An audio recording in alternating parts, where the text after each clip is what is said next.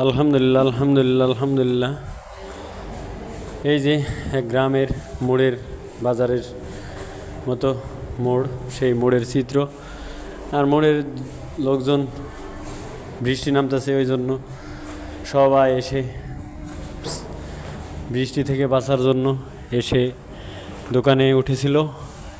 এইমাত্র একটু বৃষ্টি কমেছিল, কমার সাথে সাথে লোকজন বের হয়ে যার মনে তার গন্তব্যে যাওয়ার চেষ্টা করতেছেন। আমি দাঁড়িয়ে থেকে এই চিত্রটা তুলে ধরার চেষ্টা করতেছি। এই জন্য জীবন চালানোর জন্য সব কিছুই মানুষের সাথে সমন্বয়, কেননা